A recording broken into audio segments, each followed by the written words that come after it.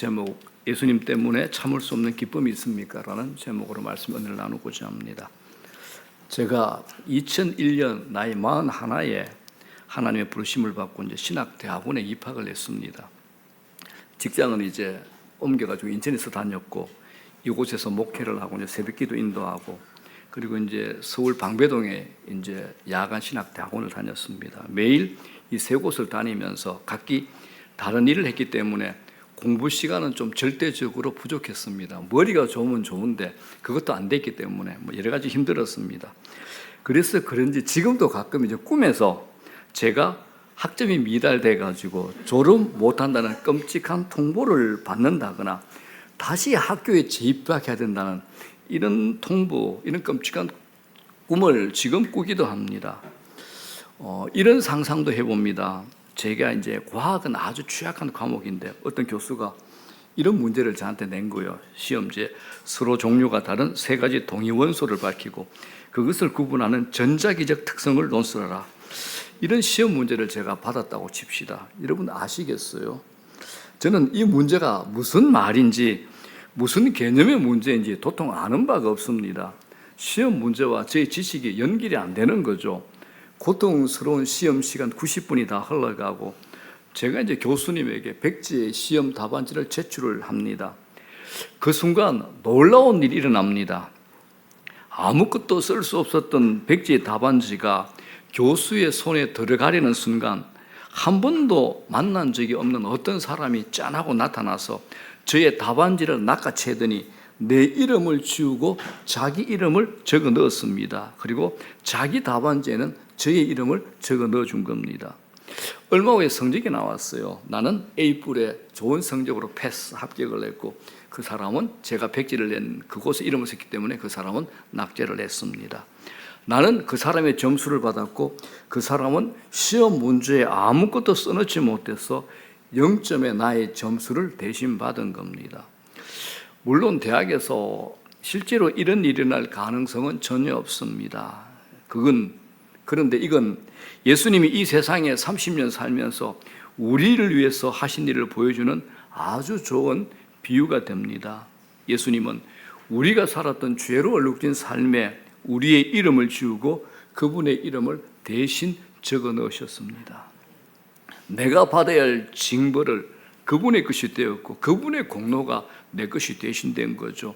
내가 당해야 될 죽음을 그분이 대신 진 겁니다. 신학자들이 이것을 어떻게 표현하느냐? 위대한 교환이라고 표현합니다. 위대한 교환. 이것이 예수 믿는 복음이죠, 여러분. 성경은 예수 믿는 우리 안에 예수의 생명이 들어와 있다라고 얘기합니다. 여러분 예수 믿으시죠? 그렇죠? 예수의 생명이 있습니다. 그렇기 때문에 여러분이 좀 당당하셔야 돼요. 왜냐 그러면 내가 꺾이면 예수님도 꺾이는 겁니다. 그렇죠? 내가 지면 예수님도 지는 겁니다.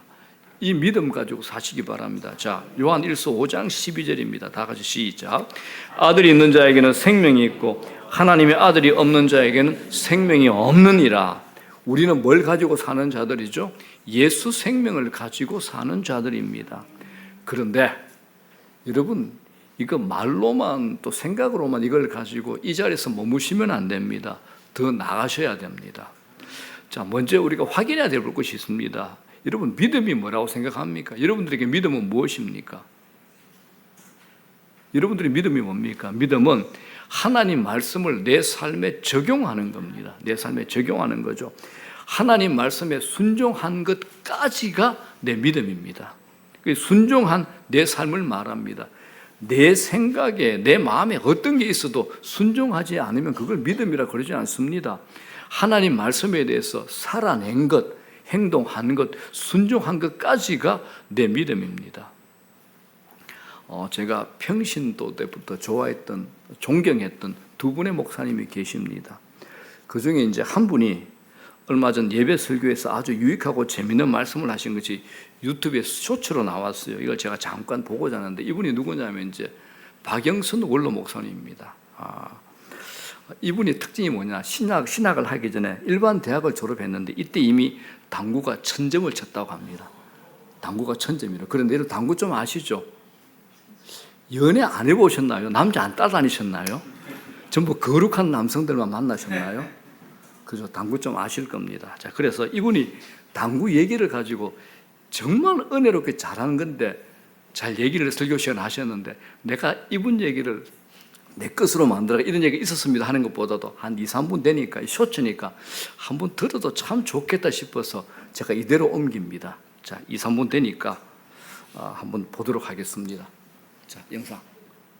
얼마 전에 알게 됐는데 우리 당구 모임에 나오시는 집사님 한 분이 있습니다. 근데 그분이 그 부인의 성화에 못 이겨서 교회를 오게 된 분입니다. 그래서 와서 들어도 모르니까 부인이 집에 가서 시험을 보죠. 그럼 뭐 대답을 못하죠. 그러니까 레포트를 내라 이렇게 된 거예요. 알아야 레포트를 쓰죠.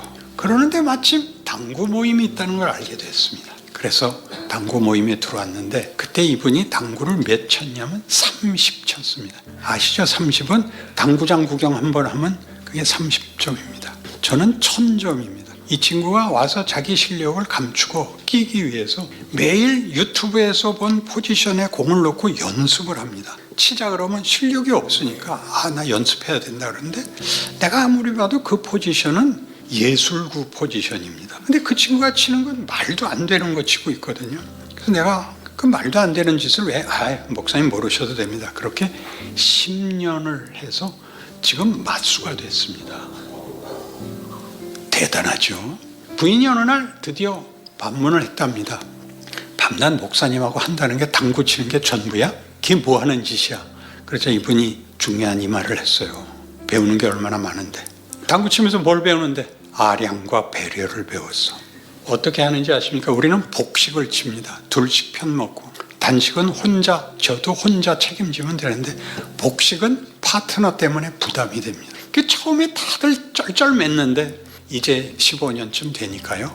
다 같이 칩니다. 웃을 줄 알고 용서하고 재미있어 합니다. 그거 해서 제가 늘 분풀이를 뭐라고 말하곤 했냐? 당구 모임도 당회인데 여기선 됐는데 왜 교회에선 안 되냐? 다 그걸 우리가 어떻게 알아요? 그러던데요. 여러분, 교회 장로가 되고 교회 이쯤 나이가 드시면 멋있어야 됩니다. 멋있다는 건 다른 거 아닙니다.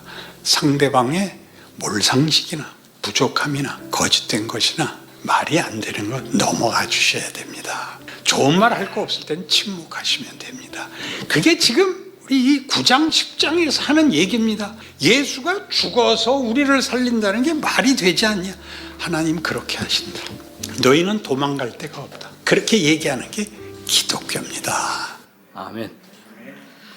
참 재미있는 말했죠. 우리의 생각을 뒤집는 얘기. 나는 당구를 가지고 저렇게 은혜스럽게 예화를 하는 분은 처음 봤어요. 그죠?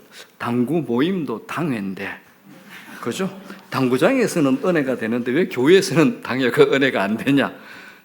참 재밌는 표현이지 않습니까? 근데 여러분들 저희 교회 당회 정말 은혜스럽습니다. 자, 그리고 신자의 멋있음이 뭐냐?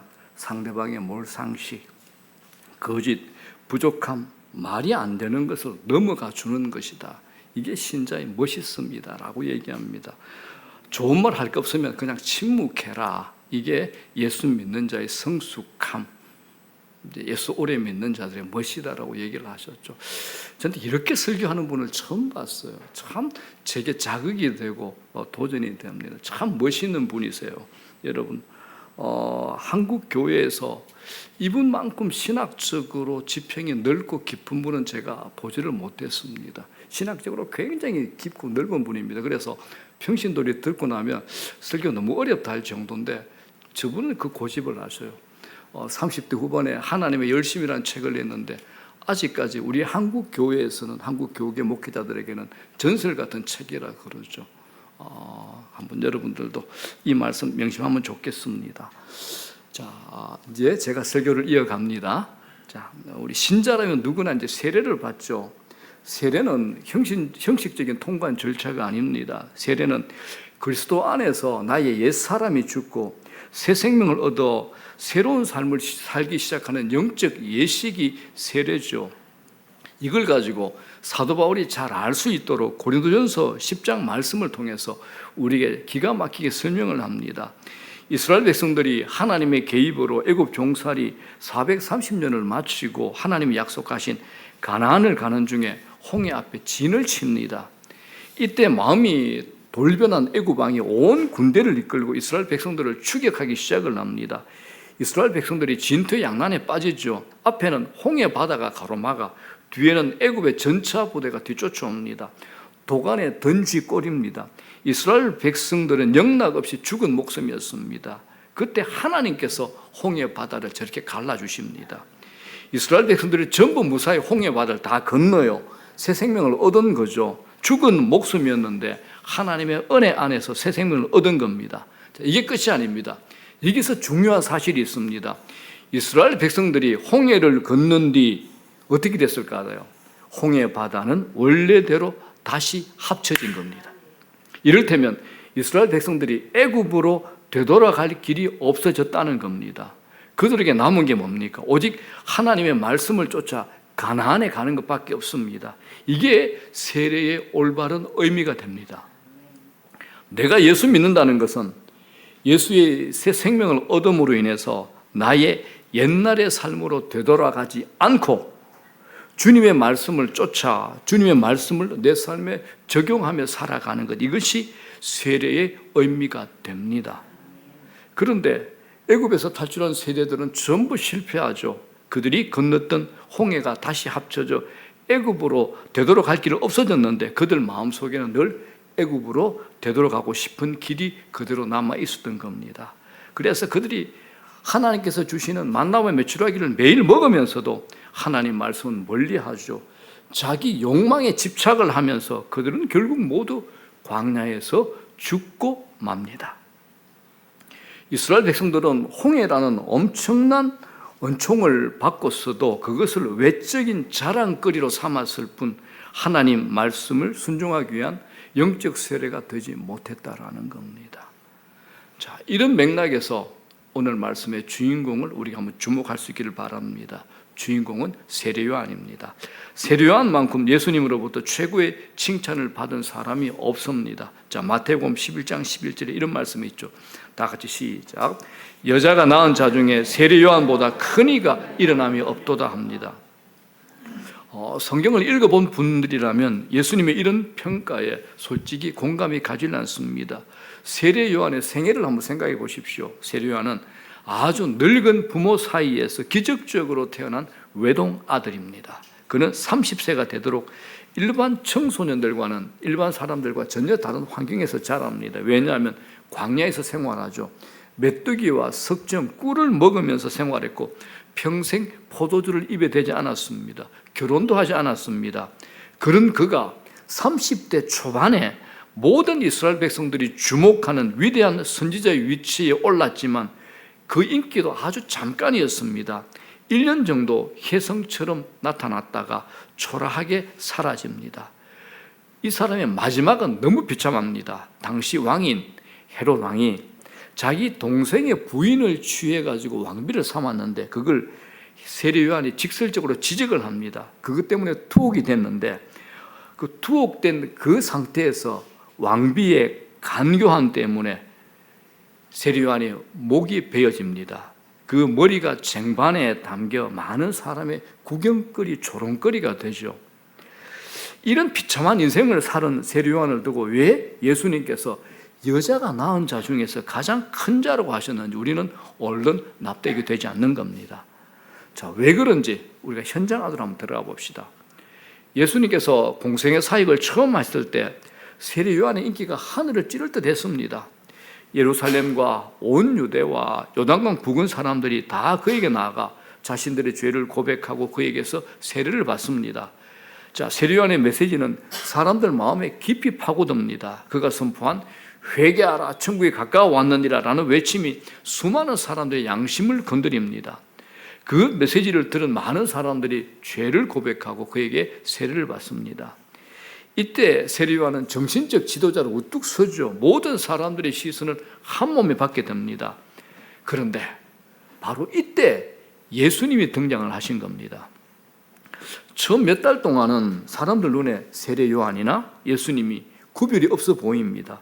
사역도 비슷했거든요. 그런데 몇 달 지나고 보니까 상황이 완전히 달라집니다. 예수님 주변에는 사람들이 구름대처럼 몰려오는데 세례요한의 주변에는 점점 더 사람들의 발길이 뜸해지는 겁니다. 그러니까 누가 속이 상할까요? 세례요한입니까? 아닙니다. 세례요한의 제자들이 속이 상하고 마음이 상한 겁니다. 그래서 자기들 선생인 세례요한에게 이런 말을 합니다. 자, 26절 다 같이 시작. 그들이 요한에게 가서 이르되 랍비여, 선생님과 함께 요단강 저편에 있더니 곧 선생님이 정언하신 이가 세례를 베풀매 사람이 다 그에게로 가더이다. 선생님 말씀하시던 그분이 세례를 주는데 사람들이 전부 그분에게 몰려갑니다. 이 말입니다. 제자들은 사람들이 전부 예수님에게 몰려가는 것을 본 겁니다. 자기들이 존경하던 선생님 세례 요한이 사람들의 관심으로부터 멀어지니까 제자들이 민감한 반응을 합니다. 아마 그들은 자기 선생에 대한 존경과 사랑이 크면 클수록 예수님에 대한 감정이 어떨까요? 좋지 않을 겁니다. 자기들이 따르던 선생이 하루아침에 사람들의 관심 밖으로 밀려나는 걸 보고 견디지를 못하는 겁니다. 이런 상황에서 리더는, 지도자는 두 가지 문제에 봉착을 합니다. 먼저 자신에게 관련된 겁니다. 자신이 이제 조용히 사라져야만 하는 허탈감을 어떻게 처리해야 되는가, 이거 하나고, 또 하나는 그의 제자들의 경쟁심, 그 질투심을 어떻게 다루느냐, 이겁니다. 이럴 때 지도자가 어떤 태도를 취하느냐 아주 중요합니다. 그 지도자의 댐댐이를 지어볼 수 있는 잣대가 되기 때문입니다. 우리가 이 지점에서 세례 요한에 대한 예수님의 평가가 정확하다는 것을 볼 수 있습니다. 세례 요한의 제자들이 모든 사람이 다 예수님에게 가버린다고 말할 때 세례 요한이 기가 막힌 고백을 합니다. 자, 27절 다 같이 읽습니다. 시작. 요한이 대답하여 이르되 만일 하늘에서 주신 바 아니면 사람이 아무것도 받을 수 없느니라. 아멘. 하늘에서 주신 바 아니면 사람이 아무것도 받을 수 없느니라. 이 말씀은 우리가 살아가면서 꼭 마음에 담아야 될 굉장히 중요한 말씀이 됩니다. 무슨 말이죠? 누구든지 누구라도 하나님께서 주신 만큼 일할 수 있고 하나님께서 높이신 만큼 높아질 수 있다는 겁니다. 바꾸어 말하면 어떻게 됩니까? 하나님이 주시지 않으면 아무것도 그것을 받을 수 없고 그것을 쓸 수 없다는 겁니다. 세례 요한이 지금 제자들에게 제시하는 이건 뭐냐? 하나님의 주권입니다. 하나님의 주권입니다. 하나님 주권이 뭡니까? 하나님이 주시지 않는다면 인간이 받을 것은 아무것도 없다라는 이것이 하나님의 주권이 됩니다. 하나님이 하신다는 겁니다. 세례 요한의 관점은 자기 실력과 주님의 실력을 비교하는 대로 가지 않습니다. 그의 관점이 하늘을 향하고 있는 겁니다. 하나님께서 하나님의 때에 하나님의 방법으로 하나님의 일을 하실 것이다. 이게 바로 하나님의 주권입니다. 자, 여러분, 이 하나님의 주권을 믿는 사람은 낙심을 쉽게 이깁니다. 이 하나님의 주권을 믿는 사람은 자기 안에 두려움을 이겨냅니다. 이 하나님의 주권을 믿는 사람은 자기 연민에 빠지지 않습니다. 비록 나의 부족함이 있을 수 있고 나의 잘못이 있을 수도 있습니다만 그럼에도 불구하고 하나님께서 내 실수와 내 부족을 통해서 일을 하신다, 이걸 믿는 겁니다. 물론 여기에 함정은 있습니다. 어떤 사람은 뭐가 잘 안 되기만 해도 다 하나님의 뜻으로 돌리는 것을 봅니다. 하지만 우리가 하나님의 주권에 대한 것을 신앙으로 표현할 때 자기 책임을 면하기 위해서 그렇게 하는 것이 아니라 자기의 잘못을 분명히 깨닫고 인정하면서 동시에 그럼에도 불구하고 하나님께서 나를 통한 당신의 일을 이루어 간다는 것을 믿는 겁니다. 세례 요한이 지금 그것을 하고 있습니다. 하늘의 관점을 갖고 있기 때문에 그는 자기 자신의 무능력이나 자기 자신의 부족함을 한탄하지 않는 겁니다. 자, 묻고 싶습니다. 여러분들에게. 여러분들도 이런 관점을 가지고 계십니까? 굉장히 중요한 겁니다, 여러분. 이제 내 경험, 내 고집, 내 실력, 이게 이제 내 자아가 강한 분들은 참 인정하기 싫어하는 영역이죠. 그런데 성경 창세기부터 요한계시록 전부가 하나님 주권을 설명합니다.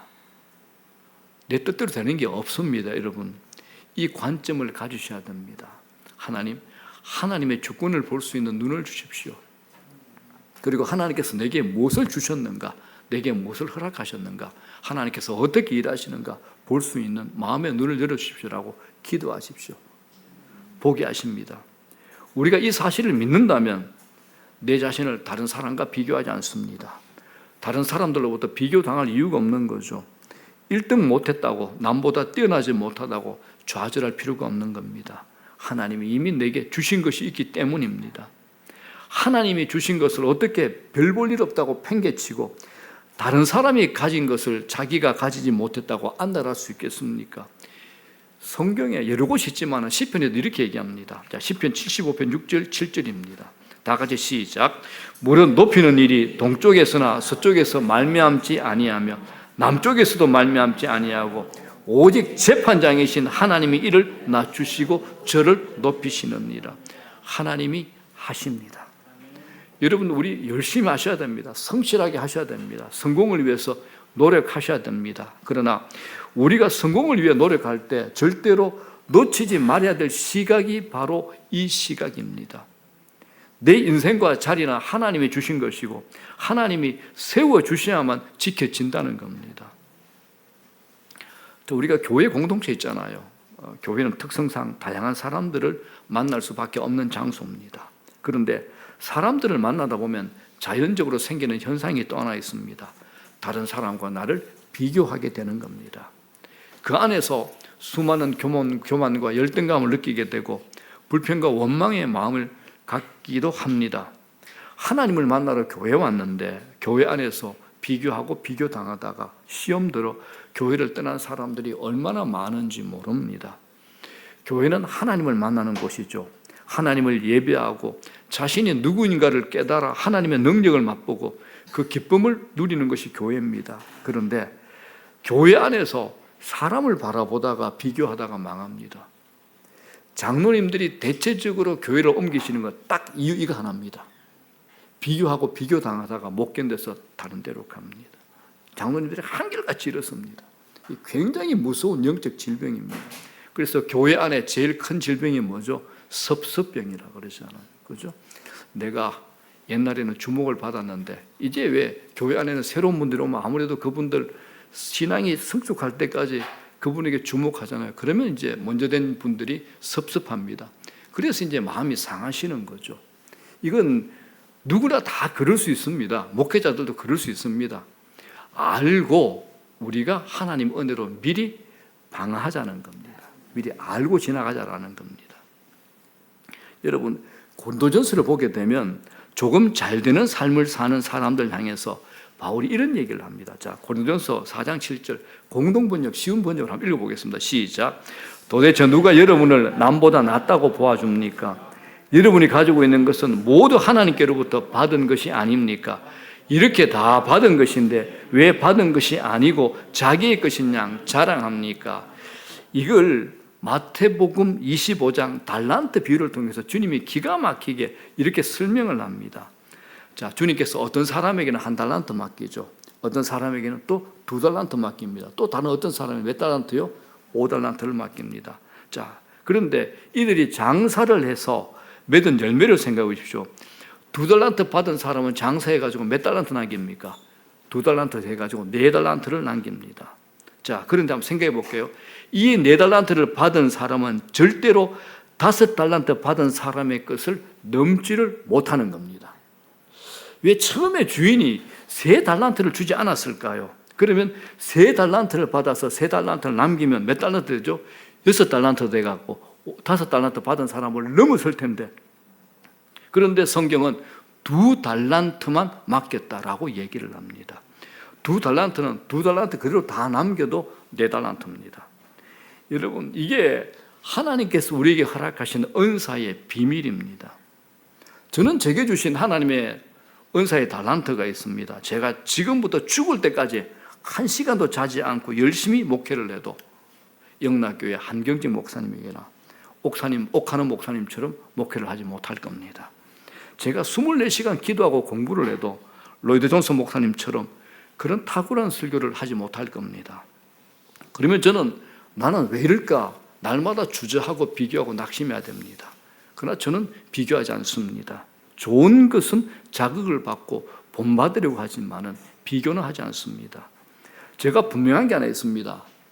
저는 시골에서 20명을 데리고 최선을 다해서 목회하는 분들, 그리고 선교지에서 한 생명에게 복음 전하려고 목숨을 거는 선교사님들, 이분들이 대형교회 수천 명 목회하는 목사님보다 못하다고 절대 생각하지 않습니다. 왜냐하면 하나님께서 맡기신 것이 다르기 때문입니다.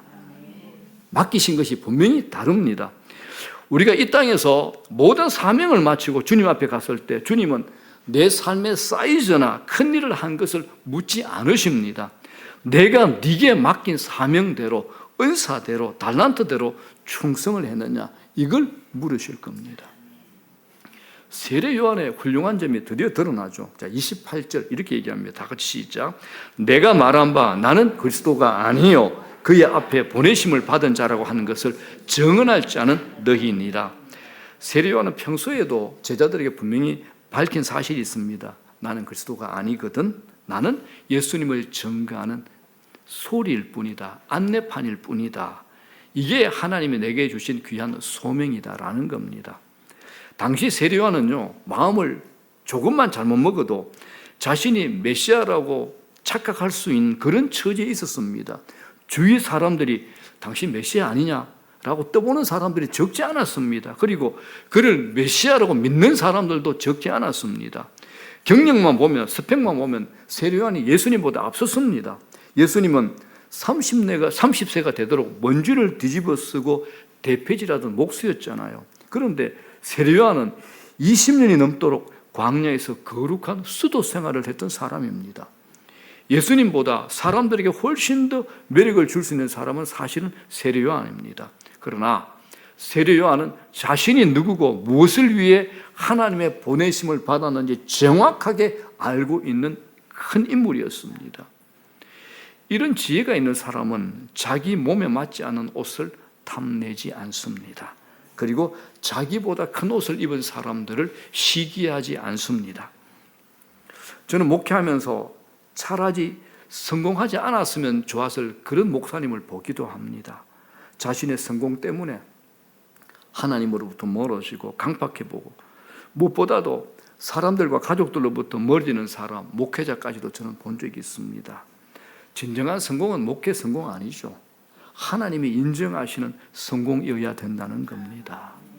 자, 사랑하는 여러분, 세례 요한처럼 빚도 없고 이름도 없는 작은 일에 부름을 받았다 할지라도 그 일에 충성하십시오. 대신에 큰 일에 부름받은 형제를 비판하거나 질투하지 않는 사람이 되시기를 주의 이름으로 소원하고 축복합니다. 그래야 예수님께서 요한을 칭찬해 주신 것처럼 우리도 칭찬을 받을 겁니다. 이것이 예수 생명을 가진 자가 더 나아가서 살아갈 수 있는 방법과 길이 됩니다. 자, 조금 더 29절 보겠습니다. 시작. 신부를 취하는 자는 신랑이나 서서 신랑의 음성을 듣는 친구가 크게 기뻐하나니 나는 이러한 기쁨으로 충만하였노라. 이건 당시의 결혼 예식에 관한 비유입니다. 유대인들의 결혼 관습에 의하면 낮에 찾아오는 결혼 하객들은 신랑이 만나지 않습니다. 신랑 친구들이 맞아서 대접을 합니다. 그리고 밤이 깊어 신랑이 온다는 소식이 들리면 제일 먼저 달려가서 밤늦게 맞이하는 사람들도 신랑 친구들입니다. 이렇게 해서 결혼식 마치면 신랑 친구의 역할은 끝이 납니다. 그러다가 이제 신랑이 나타나면 모든 사람이 신랑을 주목하지 신랑 친구를 주목하지는 않습니다. 그럼에도 신랑 친구는 그 자리에 있는 신랑 때문에 기뻐합니다. 세례 요한은 신랑 친구의 역할을 하는 자기가 이런 기쁨을 가지고 있다라고 고백을 합니다. 자, 누가복음을 보게 되면 세례 요한은 원래 예수님 이름만 들어도 벌떡벌떡 뛰면서 좋아하던 사람이었습니다. 세례 요한이 자기 어머니 엘리사벳의 뱃속에 있을 때 이야기죠. 예수님을 임신한 마리아가 찾아와서 자기 어머니와 인사를 나눌 때 그는 뱃속에서 기뻐서 이렇게 뛰고 있었습니다. 누가복음 1장 44절. 세례 요한을 뱃속에 가진 엄마 엘리사벳이 이렇게 말합니다. 시작. 아이가 내 복중에서 기쁨으로 뛰놀았도다. 아이가 내 복중에서 기쁨으로 뛰놀았도다. 태중에서부터 예수님 이름만 들어도 기뻐했던 세례 요한이 그가 세상을 위해 오신 메시아로 그를 보았을 때 그 기쁨이 얼마나 컸겠습니까? 그래서 세례 요한처럼 예수님을 진정으로 기뻐하는 사람이 하나님 보시기에 큰 자가 됩니다. 이 세상에서 누리는 어떤 명예보다도 우리를 구원하기 위해서 이 세상에 오신 예수님 때문에 기뻐하는 사람을 하나님은 큰 자로 보십니다. 여러분들에게 묻고 싶습니다. 여러분은 예수님 때문에 기뻐하신 적이 있습니까? 지금 예수님 때문에 기쁘십니까? 어떻습니까? 기쁘셔야 됩니다. 기쁘셔야 됩니다. 하나님은 이걸 고린도후서에 바울에게 이렇게 기록하게 하셨습니다. 고린도후서 1장 20절 시작. 하나님의 약속은 얼마든지 그리스도 안에서 예가 되나니 그런즉 그로 말미암아 우리가 아멘하여 하나님께 영광을 돌리게 되느니라. 무슨 말이냐? 성경의 모든 약속은 그리스도 안에서 완성이 되고 성취가 됩니다. 세상에서 실패자처럼 보이는 인생을 살고 있는 사람일지라도 예수 그리스도를 생각할 때마다 얼굴에 기쁨이 넘치면 하나님은 그 사람을 큰 자라고 하십니다. 왜 그렇습니까? 예수님보다 크신 존재가 없기 때문에 그러합니다. 하늘과 땅의 권세를 가지신 분이 예수님 아닙니까? 하늘과 땅의 권세를 가지셨다고 하늘로 승천하실 때 말씀하셨습니다. 그러므로 이 크신 예수님을 기뻐하는 자도 예수님처럼 되는 겁니다. 기독교 최고 변증가 캠브리지 대학 교수였던 C.S. 루이스가 쓴 천국과 지옥의 대화 책을 보면 이런 얘기가 나옵니다. 천국에 문지기가 써 있어요. 사람들이 천국에 들어가기 위해서 몰려오기 시작합니다. 그때 이 문지기가 한 사람씩 붙들고 이런 질문을 던집니다. 당신은 예수님을 알고 나서 그 예수님 때문에 참을 수 없는 기쁨을 가지고 사셨나요? 여러분 어떻습니까? 여러분들은 예수님을 만난 다음에 그 예수님 때문에 참을 수 없는 기쁨을 가지고 사시고 있습니까? 그리고 그 기쁨을 가지고 이 자리에 나왔습니까? 이런 질문을 던진답니다. 비록 우화에 불과하지만 매우 중요한 진리를 우리에게 가르쳐주고 있습니다. 문지기가 왜 그런 질문을 했을까요? 천국은 예수님이 내게 최고의 기쁨이다 라고 고백하는 자만이 들어갈 수 있는 곳이기 때문입니다. 천국은 예수님으로 충만한 곳입니다. 모든 영광이 예수님에게 집중되어 있는 곳입니다. 사랑하는 여러분, 세례 요한처럼 예수님을 기뻐하는 자가 되십시다. 우리 모두가 세례 요한처럼 예수님을 기뻐하는 자가 되기를 소원합니다. 그래서 하나님께서 인정하시는 큰 자가 되시기를 주의 이름으로 축원합니다. 자, 말씀 정리합니다. 35절 다 같이 시작. 아버지께서 아들을 사랑하사 만물을 다 그의 손에 주셨으니 하나님 아버지 성부 하나님께서 독생자 예수 그리스도를 사랑하사 만물을 전부 다 그분의 손에 통치 위임하셨습니다. 예수님께서 우리의 생명과 죽음, 복과 저주를 결정하십니다. 인간의 몸을 입고 이 땅에 찾아오신 예수님, 예수 그리스도에 의해서 우리 인생은 결정이 됩니다. 우리가 이 사실을 믿는다면 어떻게 해야 될까요? 우리는 그리스도께 모든 것을 집중하고 나를 통해 그리스도께서 영광을 받으셔야 됩니다. 나는 중요하지 않습니다. 하나님께서 다 이루실 것이기 때문입니다.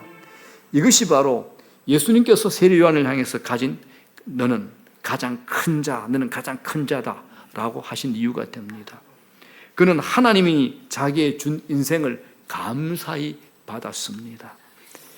비록 광야에서 약대 트롯을 입은 단벌 신사였고 거친 음식을 먹고 나이 30에 요절했는데 그는 주님에게만 영광을 돌리고 찬양하며 기쁨으로 살았던 겁니다.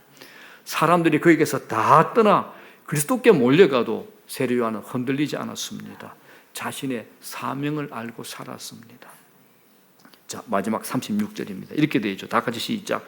아들을 믿는 자에게는 영생이 있고 아들에게 순종하지 아니하는 자는 영생을 보지 못하고 도리어 하나님의 진노가 그 위에 머물러 있느니라.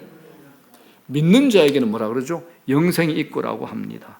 그러나 당연히 이제 그렇다면 뒤에 따라오는 말씀은 믿지 않는 자는 영생을 보지 못하고라고 해야 됩니다. 그런데 믿지 않는 자가 들어갈 자리에 뭐가 들어가 있습니까?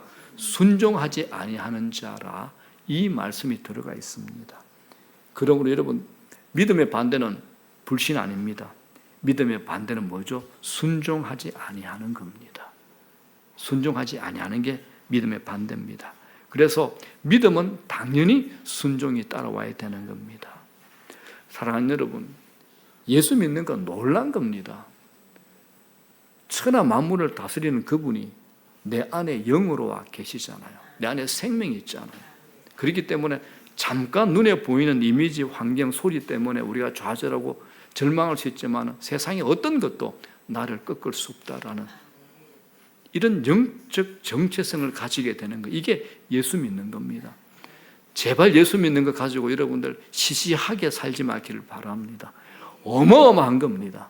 성경 전체가 그걸 얘기하고 있는 겁니다. 세상을 초월하는 겁니다. 저와 여러분 모두가 이런 믿음 가지고 하나님의 인정을 받는 큰 자가 되시기를 주의 이름으로 축원합니다.